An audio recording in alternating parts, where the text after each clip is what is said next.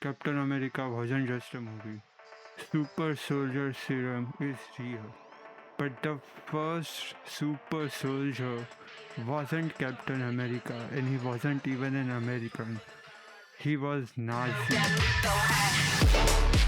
And today, China is the one who is dominating the super soldier serum market. So there was a man born on 24th March 1903, Lehe, Bremerhaven, Germany, and his name was Adolf Buttnett. He was a chemist that first extracted the testosterone from the male urine, and later he continued his research. In 1935, a scientist named Charles Kochakikan joined his research, and he showed that the androgens could boost the male testosterone. In 1937, the trials began using testosterone propionate. So, why were they made? Well, there are two type of theories for that. The first one is they were made for surgeries, they were made for late puberty patient, and they were made for men that have lower level of testosterone.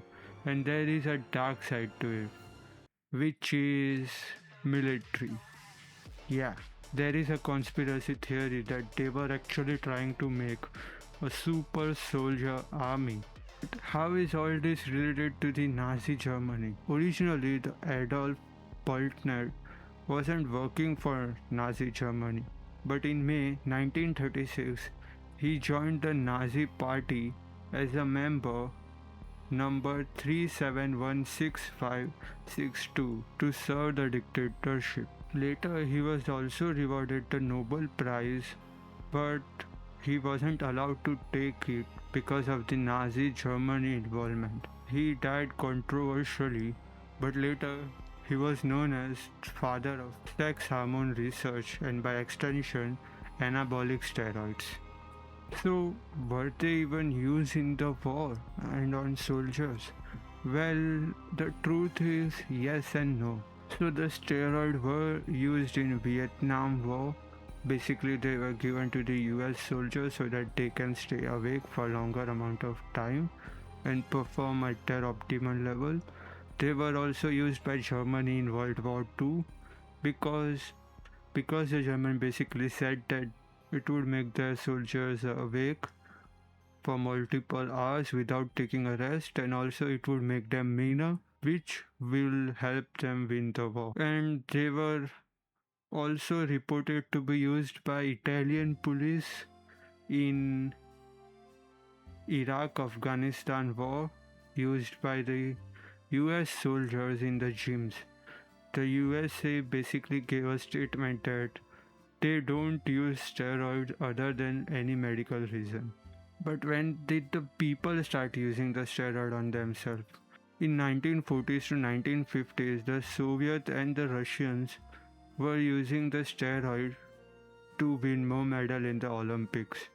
USA found out about it later and they basically decided to use this steroid on their athlete too. And they basically made some of this steroid legal to use and it was approved by FDA. The first one was 1958, Diana Bowl. So in 1976, the International Committee of Olympics basically banned the use of any steroids in their games. Well, there are multiple reports that are there that have found that steroid use affects the heart, it affects the organ, it can lead to cancer and early retirement. It is basically a drug that makes you feel really good. You are constantly achieving more and more things. You are breaking your personal records and you look amazing. You don't even need to sleep and everyone sees that energy in you. But over the time you get addicted to this feeling and start to abuse this steroid cycle. So if they are that bad, why aren't they banned in every other country? Why are they still being produced? Well, there are of course the medical reasons which is boring and we don't want to talk about. And there are the other reasons, basically the gray area that the steroid operate. And one of the biggest factor is China. So China is the number one producer of the steroid powder and they do it underground. Basically there are no records of this thing ever happening. But here is what I actually find about it. So in India there was an investigation that happened on a underground network which was of underground factory, and this was just one of the factories that was actually operating, and they found out that 42 tons of steroids were basically shipped to United Kingdom, which was illegal, and this happened through a black market network. And the other 12 tons were shipped to other countries. And there is also one fact: steroids aren't as bad as people think. Even though they are profitable, but most of them are still used by the big pharma companies for regulated and medical reasons. And the ones that aren't regulated are very small and they don't cause that big of a harm to the government and the system. But they can have a really big effect on you if you take them. There are also some studies that shows that it can basically affect the reproductive part of your babies. There is an increasing number of women that are taking this steroid, which basically can lead to infertility. Well, so Germany basically failed to make a superhuman, but they at least succeeded in making human look like superhuman at least. I mean, look at the example of these guys. Do they look like normal human to you? And it is kind of amazing that how much of a change Germany has brought. Not in the steroid field, but in the medical field as well. I mean, I know that they were experimenting on the prisoners, but considering that too, imagine if they would have been successful in making a real superhuman. It would have changed things massively right now. Also, there are more and more 14 years old pumping steroids into their body just to look amazing and to get girls. But it is kind of amazing that how deep and dark history can really be. Basically, the steroid wasn't actually made to last any longer.